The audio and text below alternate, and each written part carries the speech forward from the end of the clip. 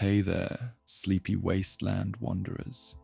Tonight, we're diving into the haunting beauty of the Fallout universe, where broken cities whisper forgotten stories, and every shadow hides a tale of survival. I'll be your guide through these glowing ruins, sharing quiet moments of hope, resilience, and the eerie calm of a world long gone. So, get cozy, dim the lights, and let the hum of your Pip-Boy light our way. Don't forget to like, subscribe, and check out our full Fallout playlist for more sleepy stories from the wasteland. And if there's a Fallout tale you want to hear next, drop it in the comments. Now, close your eyes, breathe deep, and drift into the world of Fallout, where dreams wander just beyond the horizon.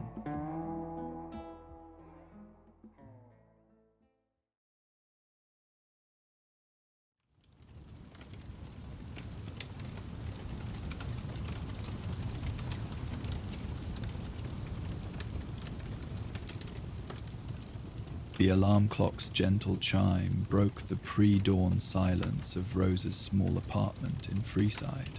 4 o'clock precisely, as it had been for the past 7 years. She reached over and silenced it with practiced efficiency, her movements automatic from countless repetitions of this same routine. Rosa sat up slowly, allowing her eyes to adjust to the darkness. Through her single window, the distant glow of the strip's neon signs painted faint colors on her ceiling, blues and reds that never quite disappeared, even in the deepest hours of night. The casinos never truly slept, but they dozed, their frantic energy settling into something quieter, more manageable. She dressed in her work clothes. Plain grey uniform, comfortable shoes worn soft from years of walking casino floors, a small apron with pockets for the items she inevitably found during her shifts. Her preparation was methodical, each piece of clothing chosen for function rather than appearance.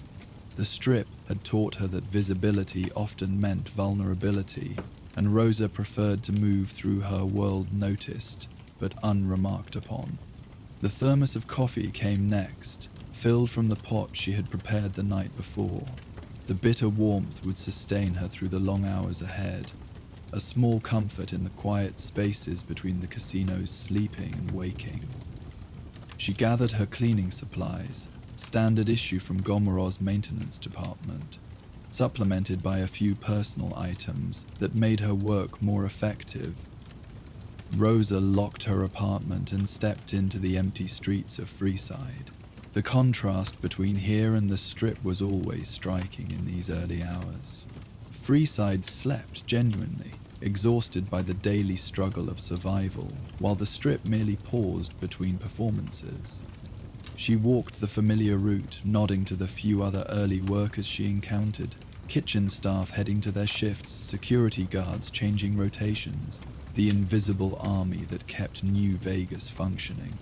The Gomorran service entrance was located away from the main casino floor, accessible through a narrow alley where delivery trucks and employee vehicles could park without disturbing the carefully maintained atmosphere of glamour and excess. Rosa used her employee keycard, the door opening with a soft electronic beep, into the utilitarian corridors that existed behind the casino's polished facade. Her first stop was always the supply closet on the 3rd sublevel, a space that had become her private sanctuary over the years of working at Gomorrah. The room was small, lined with industrial shelving that held cleaning supplies, replacement parts, and the accumulated detritus of casino operations. But Rosa had claimed one corner for herself, creating an unofficial repository for the items she discovered during her nightly work. The collection was carefully organized. Wedding rings sat in a small wooden box, each one wrapped in tissue paper with a note indicating where and when she had found it. Photographs were stored in protective sleeves, faces of people she would never meet, but whose smiles or tears had moved her to preserve their images. Love letters, written on cocktail napkins, occupied their own folder, the desperate or hopeful words of gamblers trying to communicate across the noise and chaos of the casino floor. Each item told a story, and Rosa had become their unofficial custodian. She knew the casino's policy. Anything of value found on the premises belonged to the house, turned in to lost and found, where it would wait 30 days before being sold or discarded. But these items were different. They possessed value that couldn't be measured in caps or negotiated with management.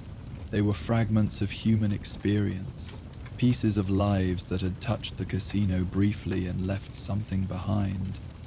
Rosa spent a few minutes organizing the collection, checking that everything remained safely stored. This ritual helped her transition from her private life to her work responsibilities, creating a mental boundary between Rosa the person and Rosa the employee. She understood the importance of maintaining that distinction in a place like Gomorrah, where personal involvement with customers or their problems could lead to complications that a cleaning woman was not equipped to handle. With her preparation complete, Rosa gathered her cleaning supplies and headed for the casino floor. The elevator carried her up through the building's levels, each floor representing a different stage of the strip's elaborate performance. The service levels where she had begun were functional and honest. Pipes and electrical conduits visible, concrete floors marked with safety warnings and efficiency guidelines. The public floors above were entirely different worlds, crafted to create specific atmospheres of luxury, danger, or indulgence. The casino floor at 4 in the morning occupied a space between its daytime and nighttime personalities. The last serious gamblers had departed hours ago, leaving behind only the most desperate or the most drunk. Emergency lighting provided just enough illumination for safety, while the elaborate neon displays dimmed to conserve power. The slot machines stood silent, their digital displays cycling through attract modes that no one was watching. Rosa began her work with the methodical precision that had made her valuable to Gomorrah's management. She moved from section to section, sweeping debris, wiping down surfaces, emptying ashtrays and trash receptacles. The work was repetitive, but not mindless.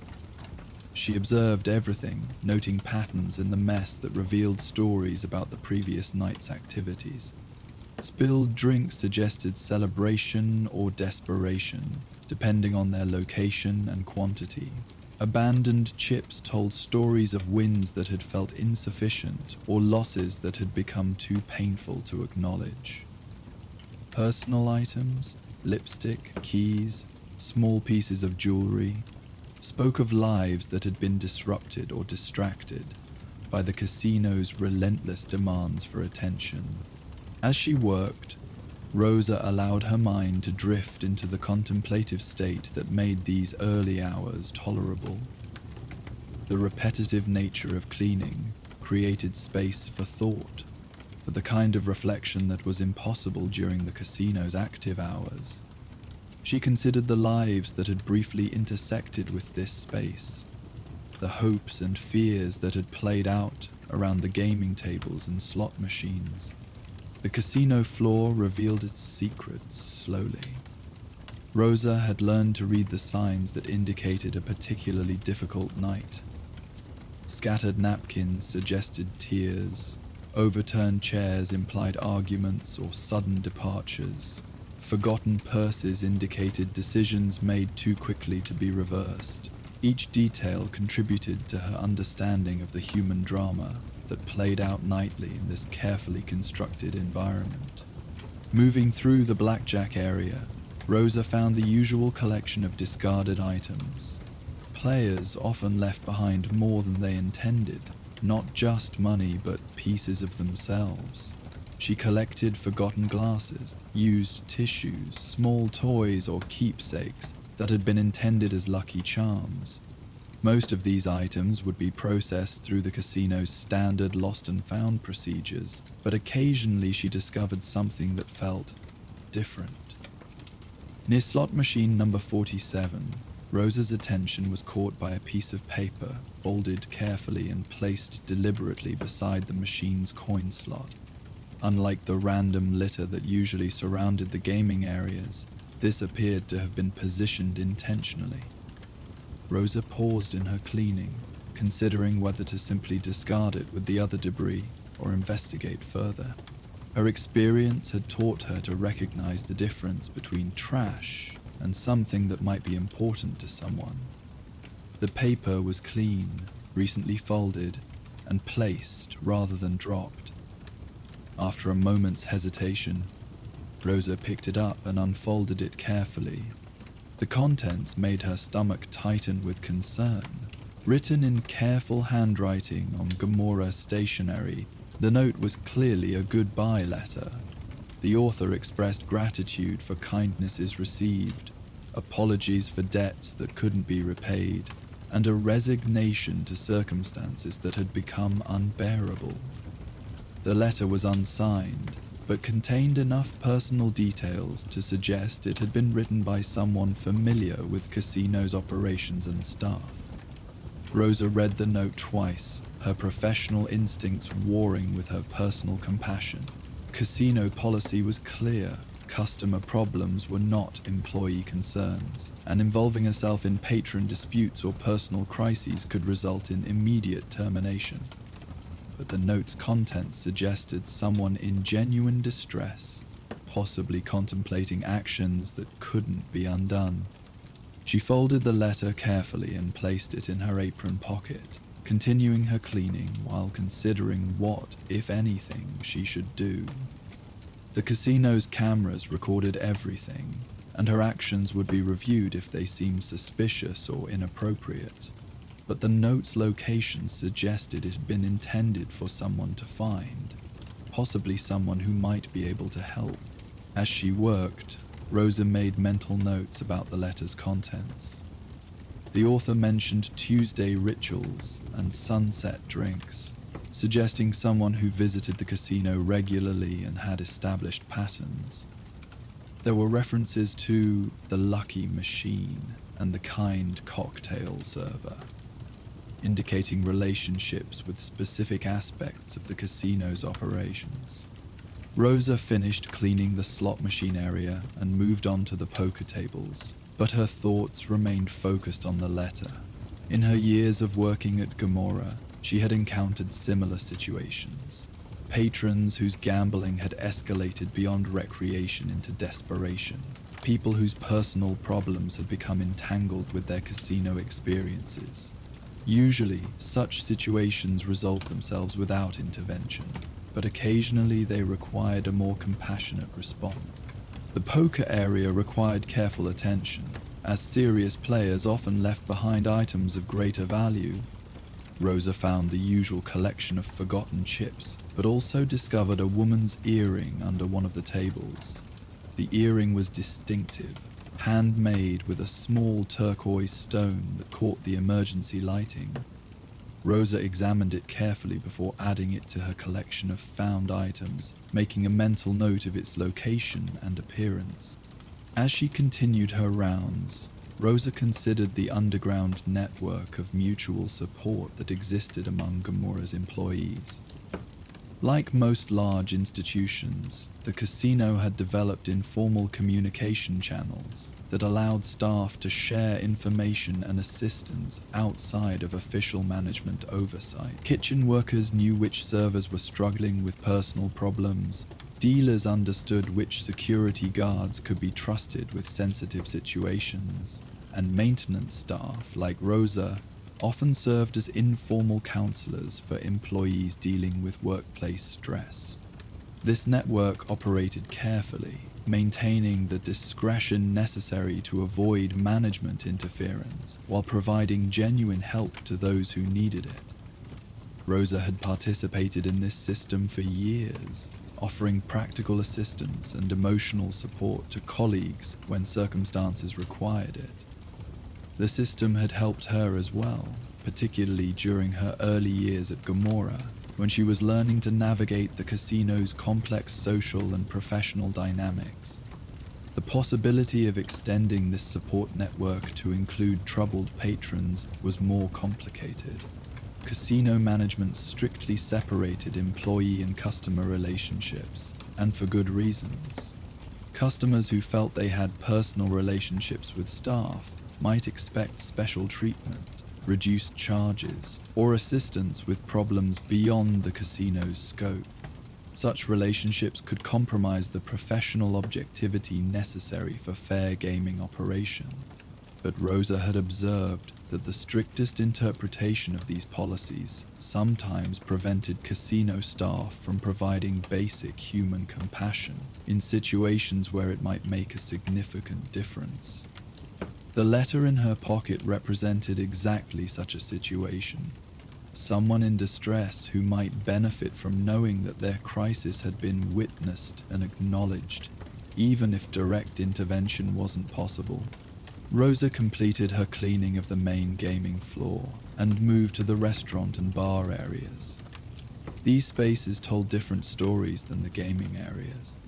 Conversations over meals, celebrations of wins, commiserations over losses.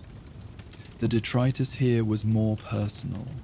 Family photographs shown to strangers, business cards exchanged in hopes of future opportunities, napkins bearing phone numbers or addresses hastily scribbled during chance encounters. The bar area required particular attention, as the combination of alcohol and gambling produced some of the casino's most emotionally charged interactions. Rosa found evidence of tears, mascara stains on tissues, salt residue on glasses where tears had fallen into drinks.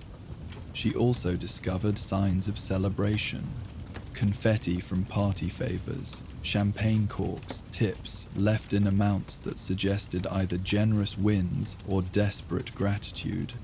As she worked, Rosa noticed Miguel beginning his preparation for the morning shift. Miguel was one of Gamor's most experienced cocktail servers, and his knowledge of regular customers was encyclopedic. He could identify patrons by their drink preferences, remember personal details from conversations weeks earlier, and sense when someone was having a particularly difficult night. Miguel's discretion was legendary among the staff. He never gossiped about customers, never shared personal information inappropriately, and never allowed his personal feelings about patron behavior to affect his professional service. But he also possessed a genuine compassion for people in distress, and had quietly assisted numerous customers through difficult situations without compromising his professional integrity. Rosa approached Miguel carefully, understanding that what she was about to ask might put him in an uncomfortable position. Their relationship was cordial but not intimate. They worked different shifts and moved in different social circles within the casino's employee community, but she had observed his interactions with troubled customers and respected his judgment about such matters. "Miguel," she said quietly, positioning herself so that security cameras couldn't record their conversation clearly. "I found something during cleaning that's got me concerned. Could I ask your advice about it?" Miguel looked up from his preparation work, his expression immediately serious. He had worked at Gamora long enough to recognize when a colleague was dealing with something beyond routine workplace issues. "Of course, Rosa. What's the situation?" Rosa described finding the letter without revealing its specific contents, explaining her concerns about someone in distress while acknowledging the professional boundaries that limited her response options. Miguel listened carefully, his experience allowing him to understand the implications of what she was describing. "You're right to be careful," he said after she finished. "Management's policies about customer relationships exist for good reasons. But you're also right that sometimes people need help that falls outside normal procedures." He paused, considering his response carefully. "Without knowing specifics, I can tell you that there are ways to express concern for someone's welfare without crossing professional boundaries." If you have reason to believe a customer is in genuine distress, there are resources available, both within the casino and outside it. Miguel's response confirmed what Rosa had hoped, that her instincts about the letter were shared by someone whose judgment she trusted. He continued with practical advice about how to navigate the situation without compromising either of their positions. The key is to focus on information rather than intervention, he explained. If you can identify who wrote that letter, you might be able to ensure they're aware of support resources without directly involving yourself in their personal crisis. Rosa nodded, understanding the distinction he was making.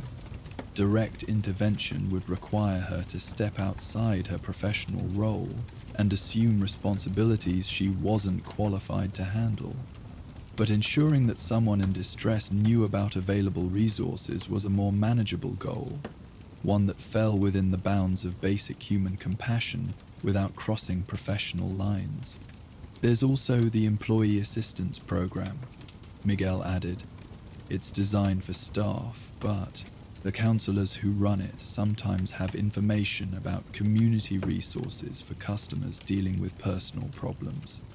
You might be able to get general information about crisis support services without revealing why. This suggestion provided Rosa with a concrete next step that felt both helpful and professionally appropriate. The Employee Assistance Program was a legitimate resource, and inquiring about community support services was well within the bounds of normal employee education.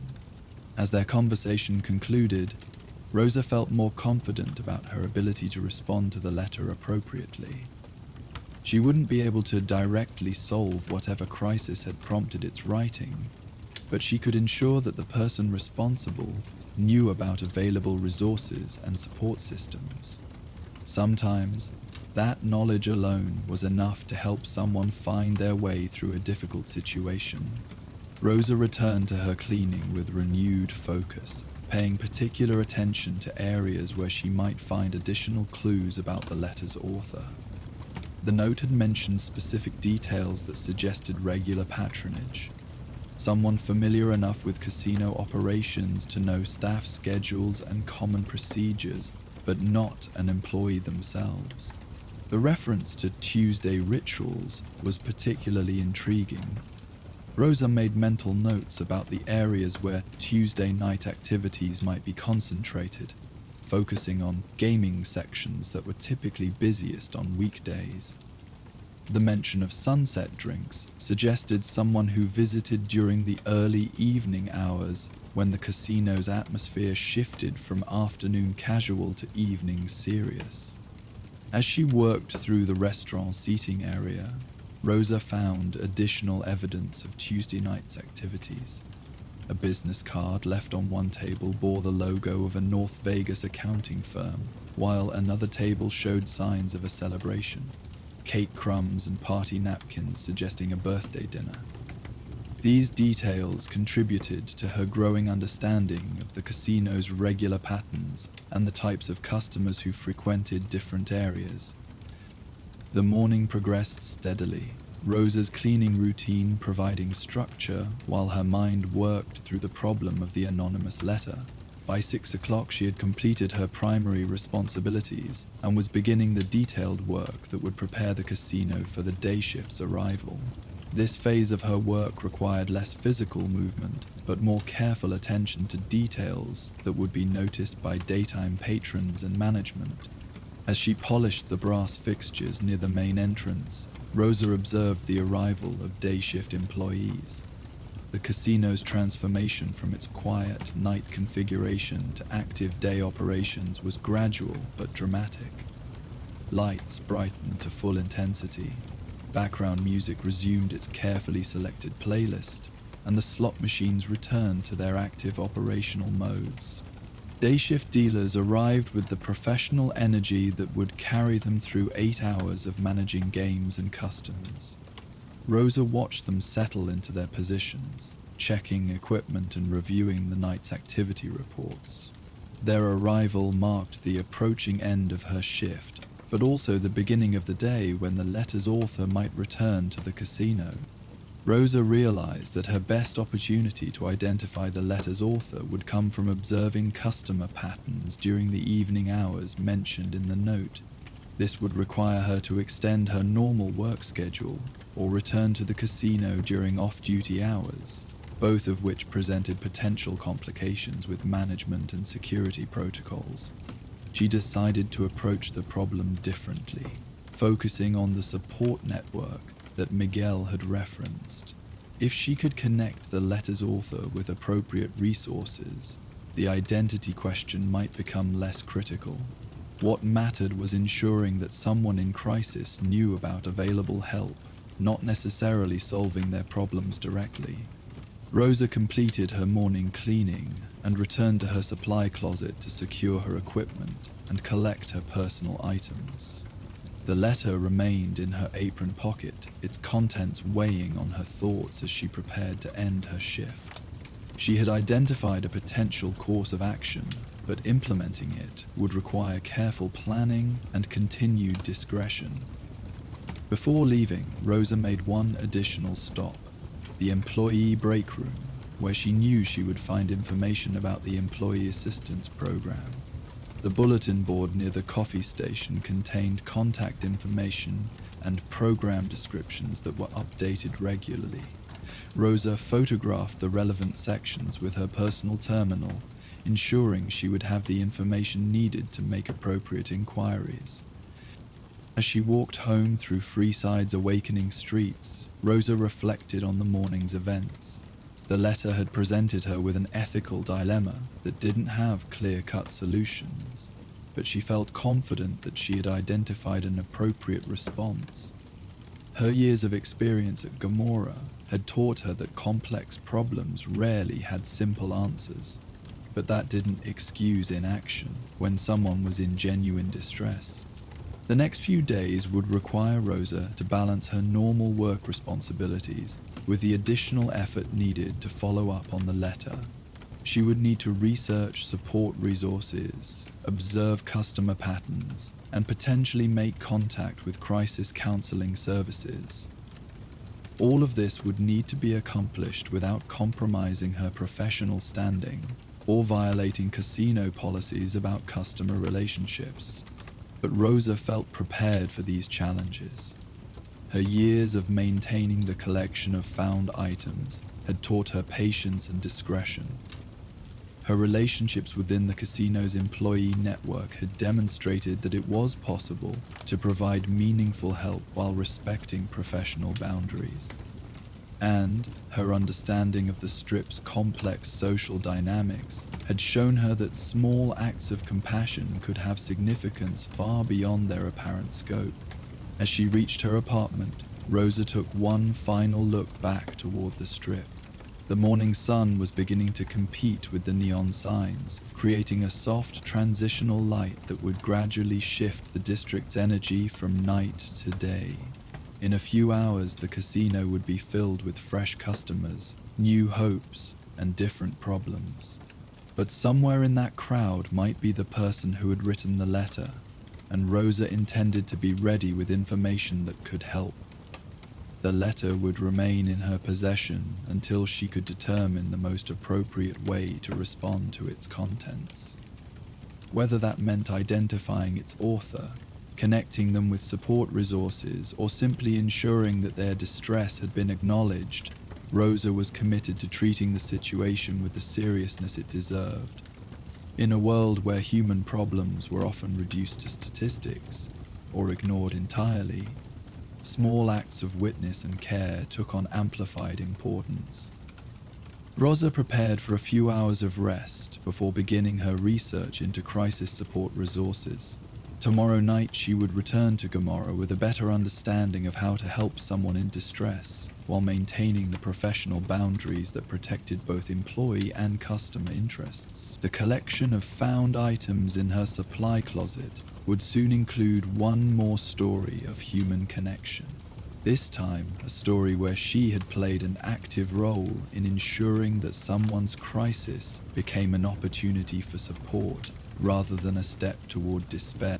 The morning light filled her apartment as Rosa settled into sleep, the letter safely stored with her other important papers. When she woke, she would begin the careful work of turning concern into constructive action, proving that even in the regulated environment of a strip casino, human compassion could find appropriate expression. 3 days later, Rosa's patient investigation had yielded results. Through careful observation and discreet inquiries, she had identified the letter's author, Margaret Hendricks, a retired teacher from North Vegas who had been visiting Gomorrah regularly for over 2 years. Margaret's pattern of Tuesday evening visits, combined with her preference to slot machine 47 and her friendship with Miguel, matched the details from the letter perfectly. Rather than confronting Margaret directly about the letter, Rosa had chosen a more subtle approach. She arranged to be cleaning near Margaret's preferred area during her usual Tuesday visit, creating opportunities for natural conversation. When Margaret arrived that evening, she seemed surprised but pleased when Rosa greeted her by name.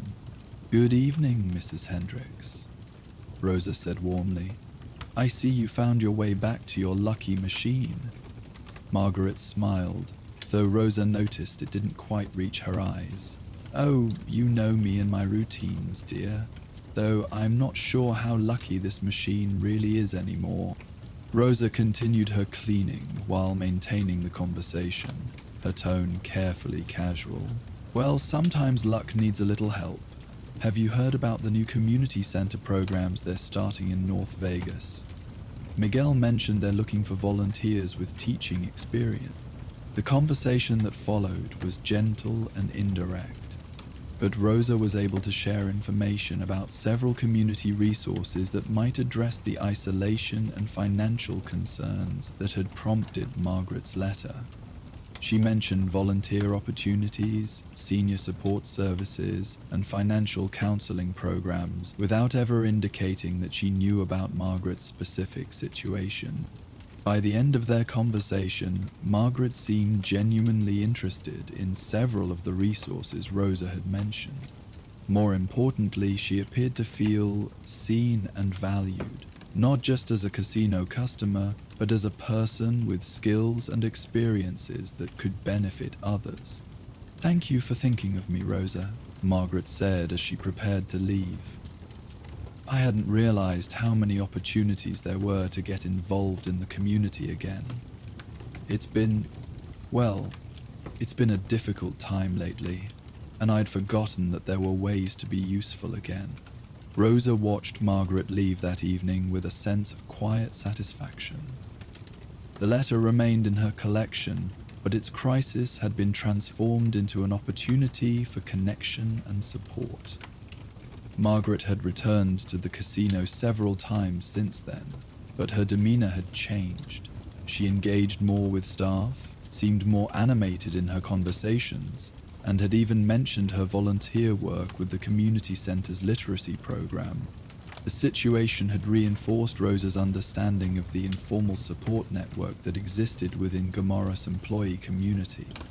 Miguel had been instrumental in providing information about Margaret's background and circumstances. Other staff members had contributed observations and suggestions that helped Rosa craft an appropriate response. The security guards had quietly noted Margaret's improved demeanor, and even some of the dealers had commented on her more positive interactions with other customers. Rosa's morning routine had returned to its normal rhythm, but the experience had added depth to her understanding of her role at the casino. She continued to collect found items and preserve the small stories they represented, but now she also looked for opportunities to connect those stories with resources and support when appropriate. The supply closet remained her sanctuary, but it had also become a planning space where she researched community resources and developed strategies for helping employees and customers navigate difficult situations. Her collection of found items had grown to include information about crisis hotlines, support groups, volunteer opportunities, and counseling services, resources that might prove valuable for future situations. Rosa had learned that the boundary between professional duty and personal compassion was more flexible than she had initially understood. While direct intervention in customer problems remained inappropriate, there were many ways to express concern and provide information that could help people find their own solutions. The key was maintaining discretion, respecting privacy, and focusing on resources rather than personal involvement. As she walked to work this morning, Rosa reflected on how the incident had changed her perspective on her role at Gomorrah. She was still a janitor, responsible for maintaining the casino's cleanliness and order, but she had also become something more, a quiet guardian of the human stories that played out in the spaces she cleaned. Someone who could witness distress and respond with appropriate compassion. The dawn light painted the strip in soft colors as Rosa approached the casino's employee entrance. Another shift awaited her, with its routine tasks and unexpected discoveries. The collection in her supply closet would continue to grow, each item representing a moment when someone's life had intersected with this place. And Rosa would continue to serve as their informal curator, preserving these fragments of human experience while watching for opportunities to transform witness into support. The morning's work began as always with her ritual preparation in the supply closet, organizing her collection and mentally preparing for the hours ahead. But now the ritual included reviewing the resources she had gathered, ensuring that she remained prepared to help when the next crisis revealed itself. Rosa had learned that small acts of compassion, carefully applied, could create ripples of positive change that extended far beyond their initial scope. As she began her cleaning rounds, Rosa carried with her the quiet satisfaction of knowing that she had found a way to honor both her professional responsibilities and her personal values. The casino floor stretched ahead of her, filled with the evidence of another night's human drama, and she was ready to meet whatever stories it might reveal. While Rosa continues her dawn routine at Gomorrah, watching over the quiet aftermath of another night's dreams and disappointments, elsewhere on the strip, a different kind of observer prepares for her own ritual. High above the casino floors, a courier named Elena climbs toward the Ultralux's observation deck, carrying the day's secrets and preparing to watch the sun set over the Mohavian. Join us next for the courier's rest. Elena finished reviewing the delivery confirmation on her Pip-Boy as she secured the last package to its designated recipient at the Atomic Wrangler. Another successful run completed, another step closer to maintaining her reputation as the most reliable courier operating between the major casino families. The weight of the delivery pack lifted from her shoulders as she handed over the sealed container, accepting the standard payment with professional courtesy. The late afternoon sun cast long shadows across Freeside as Elena made her way toward the strip proper. Her route took her past the familiar landmarks that marked the transition from the settlement's chaotic energy to the controlled atmosphere of the casino district. Guards nodded respectfully as she passed. Her courier credentials and established reputation granted her access to areas restricted to most wastelanders. Elena's reputation had been built through years of careful neutrality and absolute discretion. Casino families trusted her with their most sensitive communications because she had never betrayed a confidence, never showed favoritism, and never allowed personal relationships to compromise her professional integrity. This trust came with a price, an isolation that sometimes felt heavier than any delivery pack she had ever carried. As she approached the Ultralux main entrance, Elena felt the familiar transition that marked the end of her working day. The ornate facade of the casino represented more than just another destination. It was the threshold to her personal ritual, the daily practice that helped her process the weight of secrets she carried and the solitude her profession demanded. The Ultralux staff recognized Elena immediately, greeting her with the respectful acknowledgement reserved for valued professionals rather than typical casino patrons. Her relationship with the establishment was purely transactional. She had delivered packages here hundreds of times, but never gambled, never socialized, never allowed the casino's atmosphere to blur the boundaries of her professional identity. Eleanor made her way through the elegant corridors toward the service elevator that would carry her to the observation deck. This route avoided the main gaming areas where she might encounter clients or witness activities that could complicate her neutrality. The elevator operator, an elderly man named Stevens, who had worked at the Ultralux since before the casino wars, nodded politely as she entered. "Evening, Miss Elena. Observation deck again?" "As always, Stevens, thank you." The brief exchange represented the extent of her social interaction with Ultralux staff. Polite, professional, and carefully limited to avoid the development of relationships that might someday require her to choose between personal loyalty and professional neutrality. Eleanor had learned early in her career that such choices were best avoided entirely through the maintenance of appropriate boundaries. The observation deck occupied the highest accessible level of the Ultralux, providing panoramic views of the Strip and the surrounding Mojave Desert. Elena had discovered this space during a delivery 3 years ago and had been returning almost daily since then. The deck's primary function was to provide Ultralux VIPs with impressive views during private parties, but during the late afternoon hours, it remained largely unused. Eleanor settled into her preferred position, a comfortable chair positioned to provide optimal views of both the Strip's neon landscape and the vast desert beyond. The timing of her arrival was calculated to coincide with the golden hour, when the sun's angle transformed the harsh wasteland into something approaching beauty.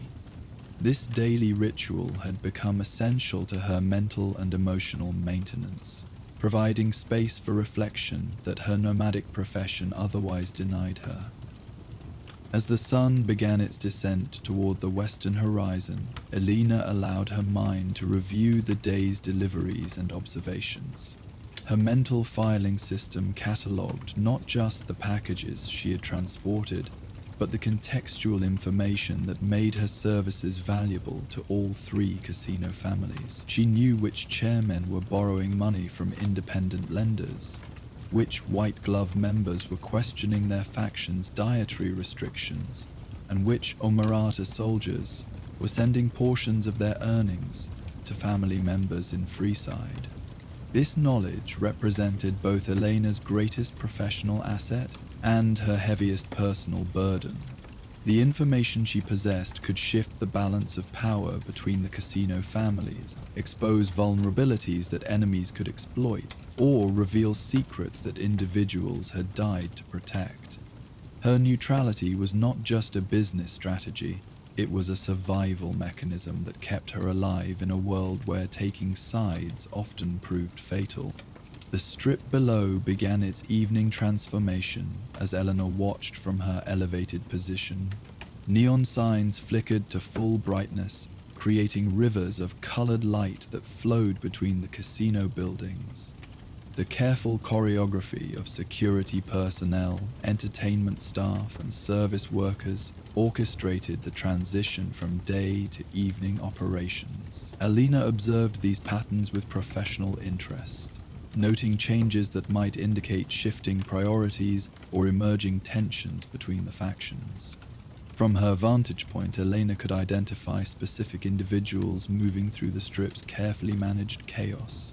There was Mr. House's Securitron Victor, conducting his regular patrol with mechanical precision. Casino security chiefs were positioning their teams for the evening shift, each faction maintaining its territorial boundaries while cooperating in matters of mutual interest. High-value customers were arriving for private meetings, their movements orchestrated to avoid unwanted attention or accidental encounters with rivals. Eleanor's understanding of these patterns represented years of careful observation and discreet inquiry. She knew which routes were safe during different times of day, which personnel could be trusted with sensitive information, and which locations were monitored by multiple factions simultaneously. This knowledge made her invaluable as a courier, but it also reinforced her isolation from normal human relationship. The weight of maintaining such comprehensive neutrality had accumulated over the years like radiation exposure, invisible but increasingly difficult to ignore. Elena sometimes wondered if her dedication to professional independence had cost her the ability to form genuine connections with other people. Every relationship she encountered was filtered through the lens of factional politics and potential compromise of her position. As the sun continued its descent, Elena's contemplation was interrupted by footsteps on the observation deck's metal flooring. She turned to see a young courier approaching, someone she recognized as Marcus Webb, newly arrived in New Vegas and eager to establish himself in the competitive message delivery business. Elena had observed him around the strip for several weeks, noting his enthusiasm and his dangerous tendency to ask too many questions about topics that prudent couriers left unexplored. "Miss Elena? I'm sorry to interrupt, but I was hoping I could speak with you for a few minutes." Elena's response was carefully measured. "Good evening, Marcus. What brings you to the Ultralux?" Marcus approached nervously, clearly rehearsing his words. "I've been watching your work. Not spying, just observing how you handle different situations. Everyone says you're the best courier in New Vegas, and I was wondering if you might be willing to share some advice about surviving in this business." Eleanor studied the young man carefully, assessing both his sincerity and the potential complications his request might create. Mentorship was another form of relationship that could compromise her neutrality, but she also recognized something of her younger self in Marcus's determination to succeed, despite the obvious dangers. "Sit down," she said finally, gesturing to a nearby chair. "But understand that my advice comes with limitations. I can share general principles, but I cannot and will not discuss specific clients or operations." Marcus settled into the chair with visible relief, clearly having expected a more direct rejection. "I understand completely. I'm not looking for trade secrets or confidential information. I just want to understand how to build the kind of reputation you have. Someone all the factions trust, but none of them own." Eleanor nodded approvingly at this phrasing. "That's a good way to express it. Trust without ownership. The challenge is that building such a reputation requires sacrifices that most people aren't prepared to make." The conversation that followed unfolded against the backdrop of the setting sun, its golden light gradually shifting to the deeper hues that preceded twilight. Elena found herself articulating principles she had never before expressed verbally, translating years of practical experience into concepts that could be communicated to someone else. "The first principle is absolute reliability," she began. "When you accept a delivery, it must be completed exactly as specified, regardless of personal cost or inconvenience. Your reputation is built, one successful delivery at a time, but it can be destroyed by a single failure." Marcus listened intently, occasionally asking clarifying questions that demonstrated his genuine desire to understand rather than simply collect useful information. Elena appreciated his approach. It suggested the kind of thoughtful consideration that might allow him to survive in the courier business long enough to develop real expertise. The second principle is discretion. You will see things, hear conversations, and learn information that could be valuable to various parties. Your survival depends on your ability to forget what you've learned the moment you complete each delivery. The knowledge you carry must never influence your behavior or your relationships with clients.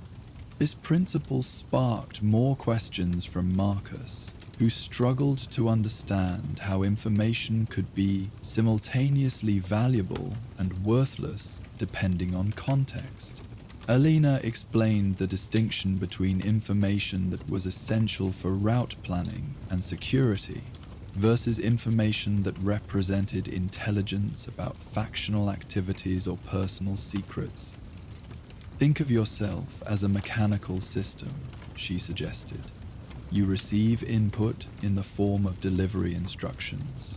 You process that input to determine the most efficient route and security requirements, and you produce output in the form of successful delivery. Everything else, conversations you overhear, activities you observe, relationships you witness, must be filtered out as irrelevant data. Marcus struggled with this concept, and Alina recognized the internal conflict he was experiencing. The human desire to understand and contextualize information was natural, but potentially fatal in their profession.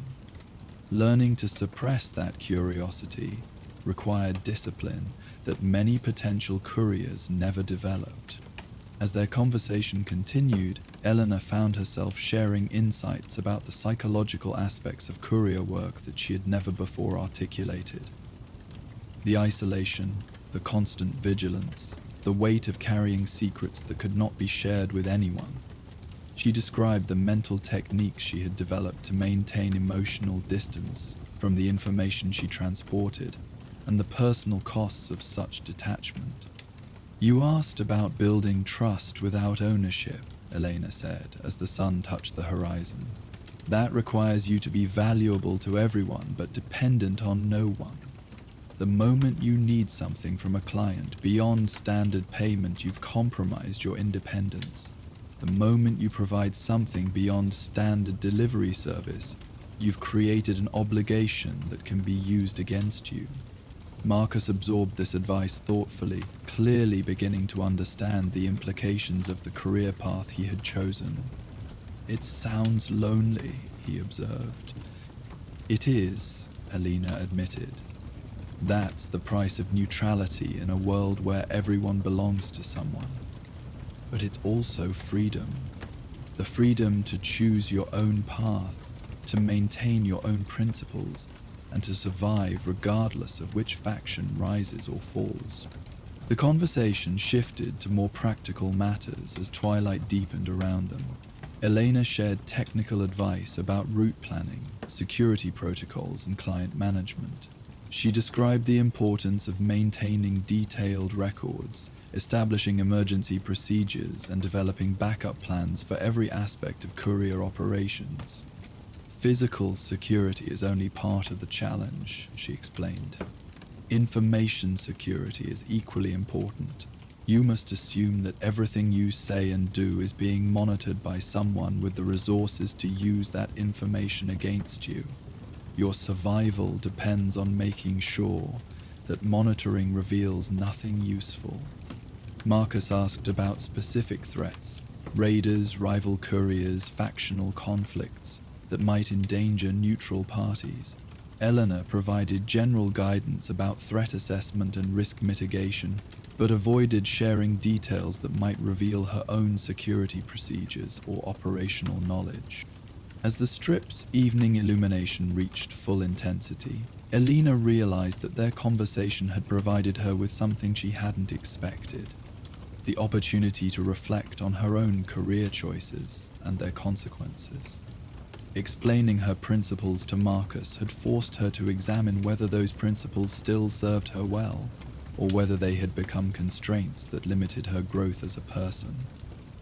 "Can I ask you something personal?" Marcus said as their discussion wound toward its conclusion. Eleanor hesitated before nodding.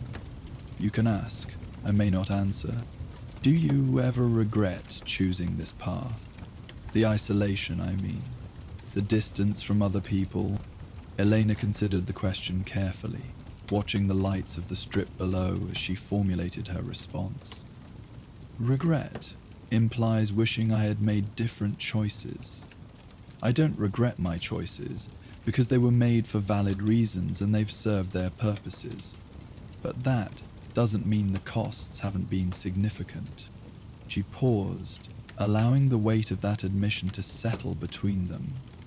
The question you should be asking yourself is whether you're prepared to pay those costs. Because once you've established a reputation for neutrality, changing course becomes extremely difficult. The skills that make you valuable as a neutral courier don't translate well to other professions. Marcus nodded soberly, clearly understanding that Eleanor was describing not just professional advice, but life choices with permanent consequences. How do you know if you're suited for this kind of work? You don't, Elena replied. You learn by doing it, and by the time you realize you're not suited for it, you may have invested too much to change direction easily. That's why most successful couriers are people who had few other viable options, people for whom isolation was already a reality rather than a choice. Their conversation concluded as full darkness settled over the Mojave, the strip's neon glow creating an island of artificial light in the vast desert night. Marcus thanked Elena for her time and guidance, his demeanor reflecting both gratitude and the sobering realization of what he was contemplating. After Marcus departed, Elena remained on the observation deck, processing the evening's conversation. She had shared more personal insight with the young courier than she typically revealed to anyone, and the experience had prompted reflection on aspects of her life that she usually avoided examining too closely. The questions Marcus had asked echoed thoughts that Elena occasionally suppressed during her daily routine. The isolation that she had described as the price of neutrality was real and growing more difficult to ignore with each passing year. Her professional success had been built on avoiding personal connections, but that success felt increasingly hollow as she approached what might be the midpoint of her career. Eleanor's evening ritual typically concluded with a review of the next day's planned deliveries and a gradual transition back to her professional mindset. But tonight, the conversation with Marcus had disrupted that routine, leaving her with questions about whether her chosen path remained sustainable or whether it was slowly consuming aspects of her humanity that she might someday need to reclaim. The strip below continued its nightly performance, thousands of people pursuing their various goals and desires within the controlled environment of the casino district.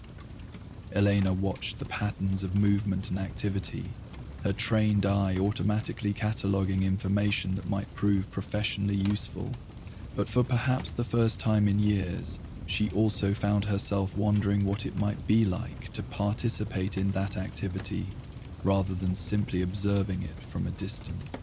As she prepared to leave the observation deck, Eleanor made a decision that surprised her.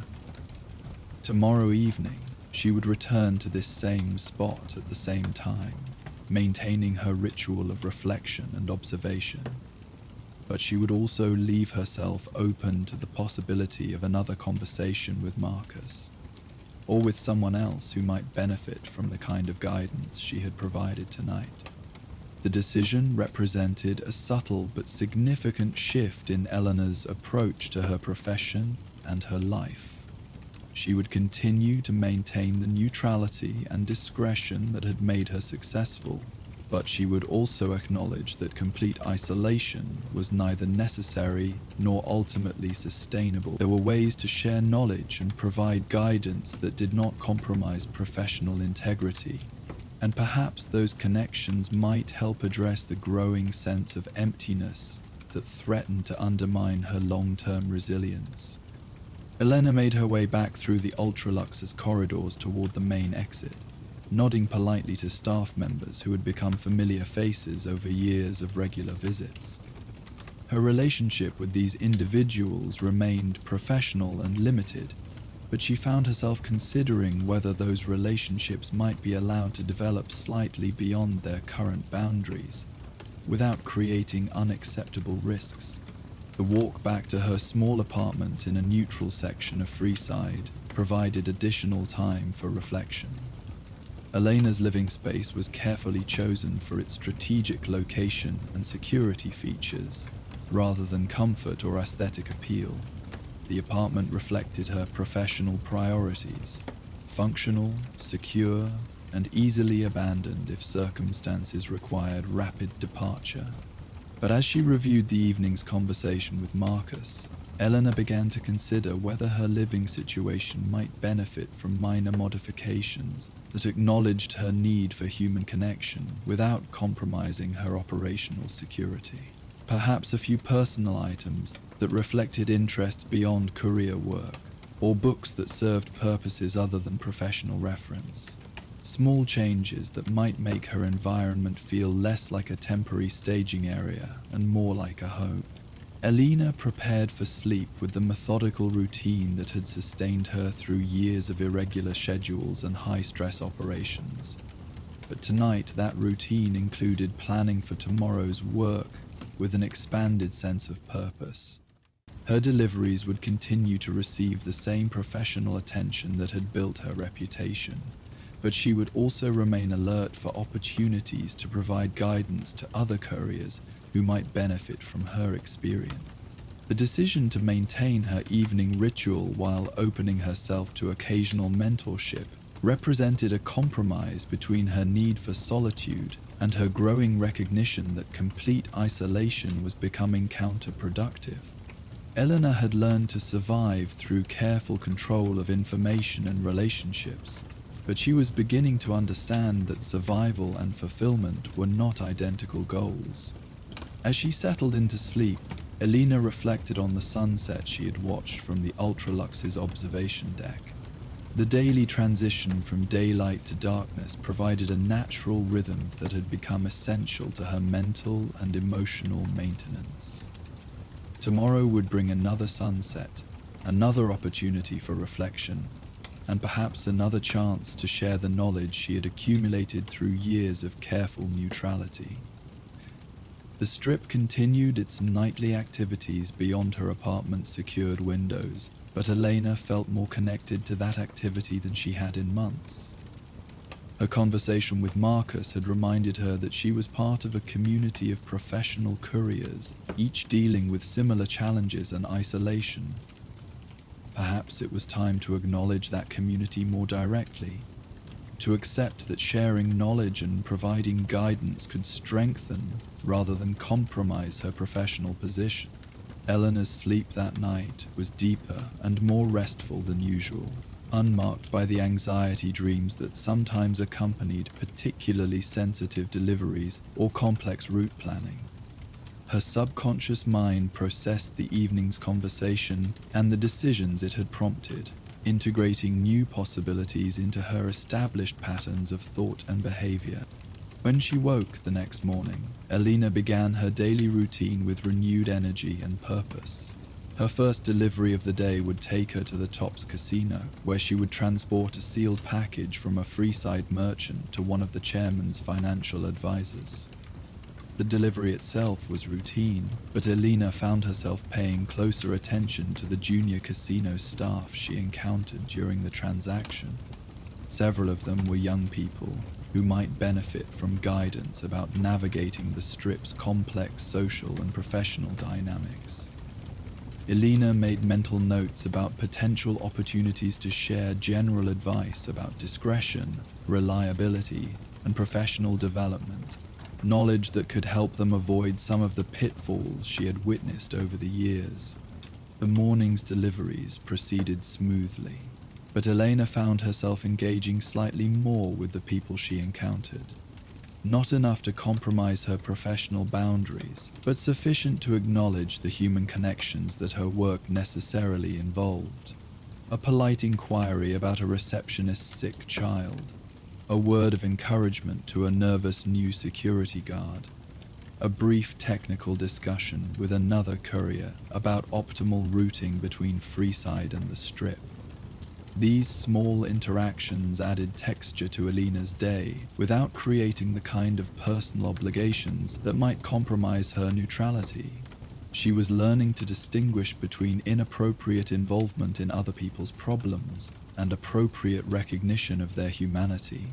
The distinction was subtle but important, allowing her to maintain professional effectiveness while addressing her growing need for meaningful human connection.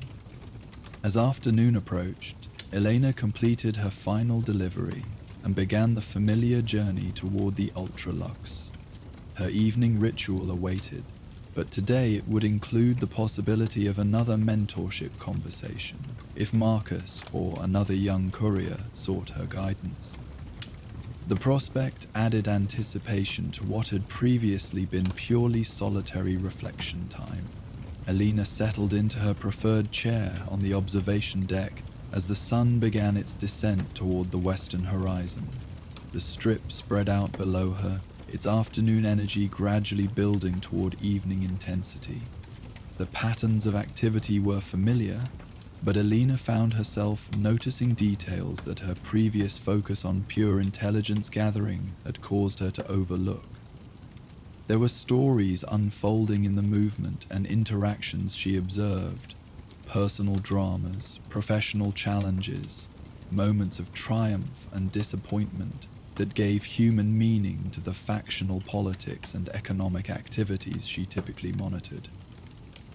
Elena realized that her enhanced awareness of these human elements did not compromise her professional objectivity, but rather enriched her understanding of the context within which her courier services operated. As the golden hour light transformed the harsh desert landscape into something approaching beauty, Elena felt a sense of satisfaction that had been missing from her routine for months. The decision to open herself to occasional mentorship had already begun to address the isolation that had been slowly eroding her resilience and job satisfaction. The sunset progressed through its familiar phases, painting the sky in colors that no amount of neon could fully replicate. Elena's daily ritual of reflection continued, but it now included consideration of how her accumulated knowledge and experience might benefit others, without compromising the neutrality that remained essential to her survival and success. Whether or not Marcus or another courier appeared this evening, Elena had already achieved something valuable, a renewed sense of purpose that extended beyond the mechanical execution of delivery contracts. She remained committed to the principles that had made her successful, but she had also acknowledged that those principles could be expressed through teaching and guidance, as well as through pure professional service. The Strip's evening transformation continued below as Elena maintained her vigil, watching for the green flash that occasionally marked the moment when the sun disappeared behind the distant mountains. Tonight, as every night, she would bear witness to the transition from day to evening, processing the weight of secrets she carried while maintaining the delicate balance that kept her alive in New Vegas's dangerous political landscape. But now that balance included recognition that knowledge shared appropriately could lighten rather than increase the burden of her profession, and that the isolation required for neutrality need not be absolute to remain effective. As the last light fades from Elena's sunset vigil at the Ultralux, deep in the heart of the Tops Casino, another professional begins her own evening ritual. Carmen settles behind the blackjack table for the graveyard shift, shuffling cards with practiced precision as the serious gamblers emerge from the shadows. Join us next for the night shift dealer. Carmen Rodriguez arrived at the Tops Casino precisely at 11:30, allowing herself the full 30 minutes needed to prepare for the midnight shift change. The evening crowds were beginning to thin as she made her way through the employee entrance. tourists and casual gamblers yielding the casino floor to the serious players who preferred the quieter atmosphere of the graveyard hours. The employee break room buzzed with the familiar energy of shift transition. Day dealers completed their final counts and prepared their handoff reports, while night staff reviewed table assignments and checked equipment. Carmen had worked this schedule for 3 years, long enough to appreciate the distinct rhythm that separated graveyard operations from the casino's daytime personality. Carmen's locker contained the standard tools of her profession: fresh decks of cards, dealer accessories, and the comfortable shoes that would carry her through 8 hours of standing behind the blackjack table. She also kept a small notebook where she recorded observations about regular customers, not for any official purpose, but to help her provide the personalized service that kept players returning to her table night after night. The notebook contained details that made the difference between mechanical dealing and genuine customer service. Mrs. Chen preferred to sit in the third seat and always ordered green tea rather than alcohol. Robert liked to discuss his grandchildren between hands, but became quiet when his losses mounted. Sarah tipped generously when winning, but needed gentle encouragement when luck turned against her. These observations represented more than professional efficiency. They reflected Carmen's genuine interest in the people who spent their evenings at her table. Unlike many dealers who viewed customers as sources of tips or potential problems, Carmen saw them as individuals with stories, hopes, and challenges that extended far beyond their gambling activities. At exactly midnight, Carmen took her position at table 7, accepting the handoff from the evening dealer with practiced professionalism. The table had been busy during the earlier hours, but now it would settle into the slower pace that characterized graveyard operations. Carmen preferred this rhythm. It allowed for conversation and observation that the busier shifts made impossible. Her first customer of the night was Tommy Martelli, a regular who had been visiting the Tops for over 2 years. Tommy worked construction during the day and used his evenings at the blackjack table as a combination of entertainment and social interaction. He was a skilled player who understood the odds and managed his bankroll responsibly, making him the kind of customer that dealers appreciated. "Evening, Carmen," Tommy said as he settled into his preferred seat at the table. "How's the night treating you so far?" "Just getting started, Tommy. You look like you had a good day at the job site." Tommy grinned as he placed his initial bet. "Finished the Martinez warehouse project ahead of schedule. Thought I'd celebrate with a few hands before heading home." Carmen dealt the cards with the smooth efficiency that had made her one of the Top's most requested dealers. Her movements were precise and rhythmic, each card placed with the mechanical accuracy that ensured fair play while maintaining the hypnotic quality that many players found relaxing. The conversation between deals was part of the service Carmen provided, a recognition that graveyard players often sought social interaction as much as gambling excitement. Tommy shared updates about his work, his family, and his plans for the upcoming weekend. Carmen listened attentively, responding with questions and comments that demonstrated genuine interest in his life beyond the casino. "You hear about the Hendersons?" Tommy asked as Carmen dealt a new round. They finally decided to move back east, closer to their daughter's family. Carmen had indeed heard about the Hendersons. They had been regular customers who played at various tables throughout the casino. Their departure was part of a pattern she had been noticing over the past several weeks. Several of her regular customers had simply stopped appearing, and inquiries among other dealers suggested the trend extended beyond her table. "I'll miss seeing them," Carmen replied carefully. They always brought such positive energy to the floor. This was true, but Carmen's response also served to probe for additional information about the Hendersons' departure. In her experience, regular customers who left New Vegas usually had specific reasons: job opportunities, family obligations, or financial difficulties that made continued gambling inadvisable. The Hendersons hadn't mentioned any such circumstances during their recent visits. Tommy nodded thoughtfully. Yeah, it seemed kind of sudden. Jim mentioned something about wanting to visit family, but they'd been talking about staying in New Vegas permanently just last month. Carmen filed this information mentally while continuing to deal cards and manage the game. The Hendersons' sudden departure, combined with the absence of several other regulars, created a pattern that deserved attention.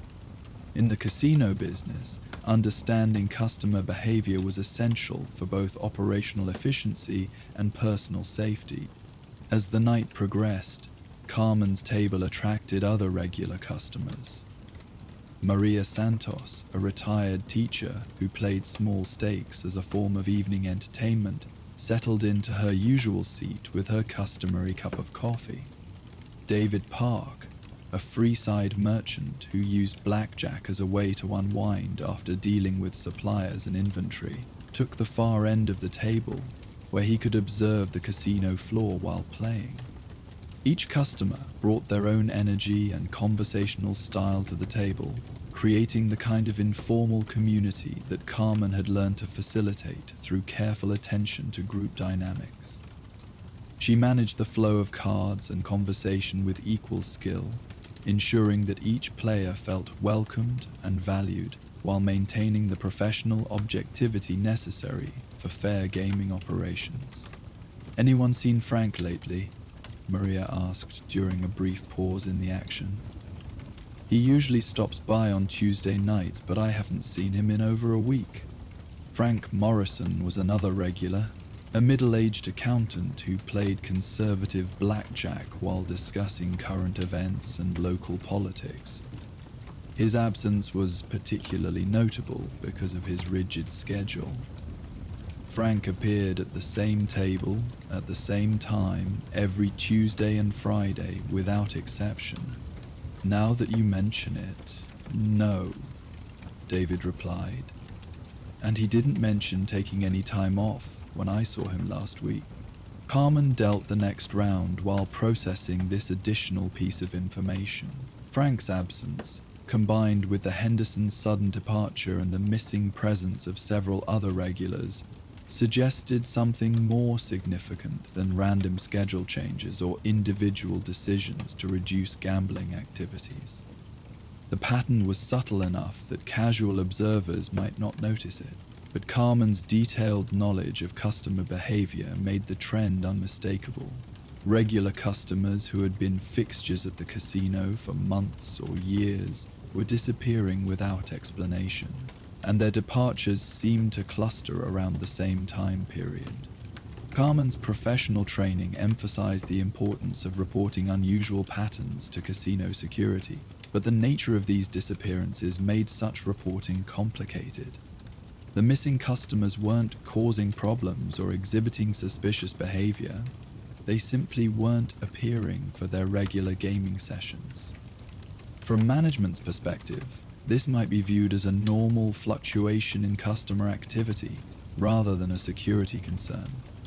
As the night continued toward its deepest hours, Carmen found herself paying closer attention to conversations that might provide additional information about the missing regulars. The casino's graveyard shift attracted a consistent core of customers who knew each other well enough to share personal information and observations about their fellow players. I heard Jim Henderson was asking about cashing out his Players Club points early, Tommy mentioned during a quiet moment. Seemed strange, since he was always talking about saving them up for that big vacation he wanted to take. This detail added a troubling dimension to the pattern Carmen was tracking. Players Club points represented accumulated value from regular gambling activity, and customers typically cashed them out only when they no longer intended to return to the casino. Frank Henderson's early redemption suggested that his departure from New Vegas had been planned rather than spontaneous. Carmen maintained her professional composure while filing away this information, but her growing concern was becoming difficult to ignore. The missing customers had been more than just regular players. They had been part of the social fabric that made graveyard shift operations enjoyable for both dealers and remaining customers. Their absence created a noticeable void in the casino's atmosphere. The situation was complicated by Carmen's uncertainty about the appropriate response. Casino management had strict policies about employee involvement in customer affairs, and for good reasons. Dealers who became too personally invested in customer problems could compromise their professional objectivity, make decisions that affected game integrity, or expose themselves to manipulation by customers seeking special treatment.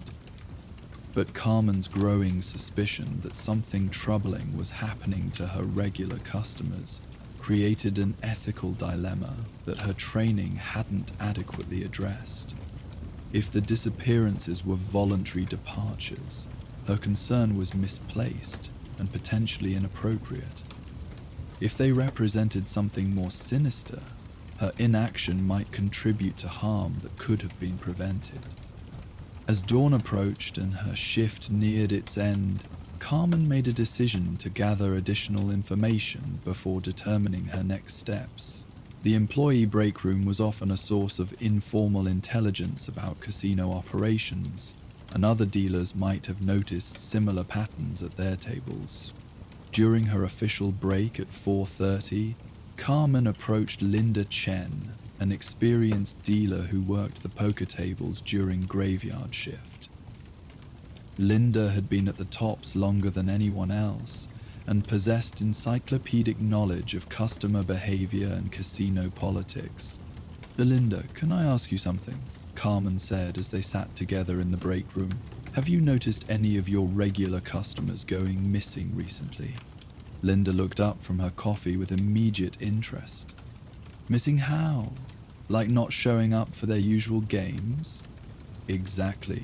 Players who've been coming in consistently for months or years suddenly just stop appearing. No explanations, no gradual reduction in play, just gone." Linda considered this question carefully, her expression growing serious as she processed the implications. "Now that you mention it, yes. 3 of my regulars haven't been in for over 2 weeks. I assumed they were having financial problems or personal issues, but it did seem sudden." This confirmation validated Carmen's observations and suggested that the pattern extended beyond the blackjack tables. Linda's poker players represented a different demographic than Carmen's blackjack customers, which meant the disappearances weren't limited to a specific type of gambler or social group. "Have you heard anything from other dealers or from management about customer retention issues?" Linda shook her head. "Nothing official. But now that we're talking about it, I remember hearing Sarah mention that some of her roulette regulars had stopped coming in. She attributed it to the normal turnover in customer base, but maybe there's more to it." Carmen felt a mixture of relief and concern at Linda's response. Relief that her observations were shared by other experienced dealers, but concern that the pattern was more extensive than she had realized. If multiple tables were experiencing similar customer disappearances, the situation deserved serious attention from someone with the authority to investigate properly. "What do you think we should do about it?" Carmen asked. Linda's response reflected the caution that came from years of navigating casino politics. "That's a delicate question. Management doesn't like dealers getting involved in customer affairs, but they also need to know about significant changes in customer behavior. The key is presenting the information appropriately." She paused to consider the best approach. "I think you should document what you've observed and present it to Supervisor Greco as a customer service issue, rather than a security concern. Frame it as wanting to understand customer attention patterns so you can provide better service to remaining players. This suggestion provided Carmen with a path forward that balanced her concerns with professional protocols. Supervisor Greco was known for his fair treatment of dealers and his willingness to listen to legitimate operational concerns. Presenting the information as a customer service issue would allow Carmen to share her observations without appearing to overstep her professional boundaries. Carmen returned to her table for the final hours of her shift with a clearer sense of purpose. She would continue to document customer patterns and gather information from other dealers, but she would also prepare a formal report for Supervisor Greco that presented her concerns through appropriate channels. The remaining hours of her shift passed quietly, with only a few customers stopping by for brief gaming sessions. Carmen used the time to review her mental notes about missing customers, organizing the information in a way that would be useful for supervisory review. She also paid closer attention to the conversations and behaviors of her remaining regular customers, looking for signs that might explain the broader pattern of disappearances. Tommy stayed until closing, playing steadily while sharing his observations about changes in the casino's atmosphere. "It's been quieter lately," he noted, "not just tonight, but over the past few weeks. Feels like some of the familiar faces are missing." Carmen acknowledged his observation while maintaining professional neutrality.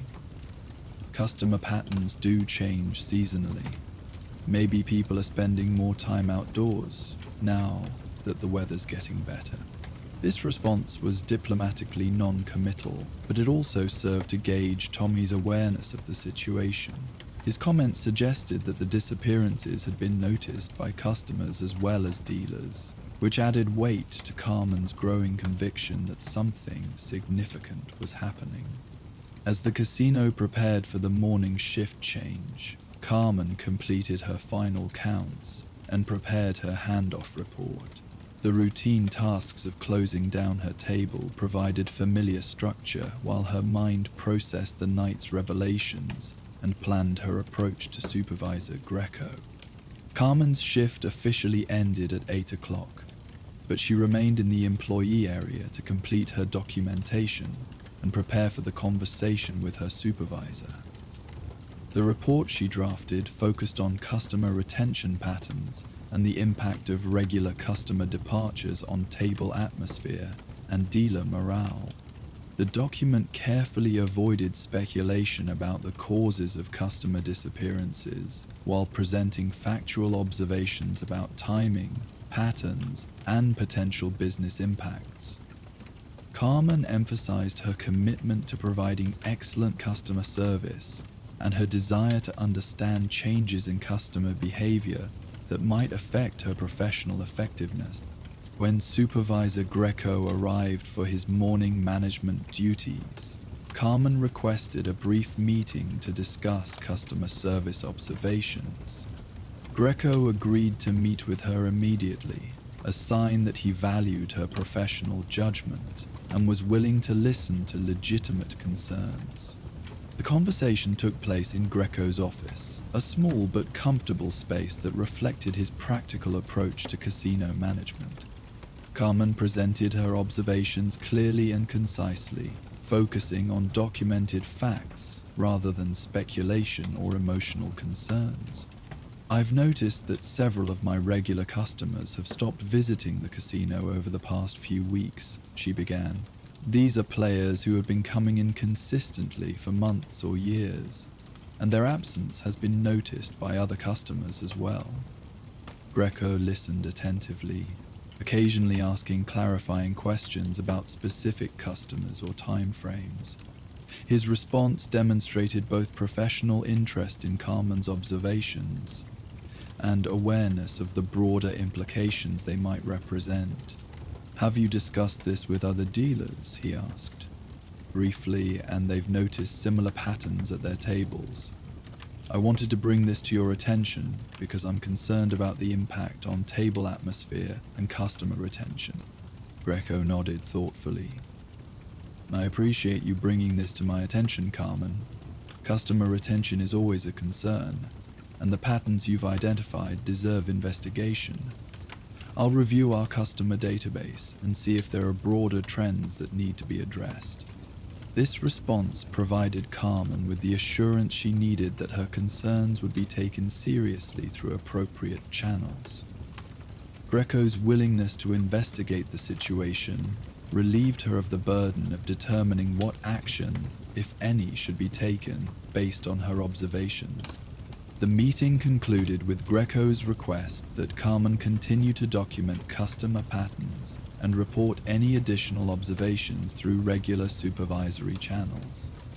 This directive validated Carmen's professional judgment, while ensuring that her response to the situation remained within appropriate bounds.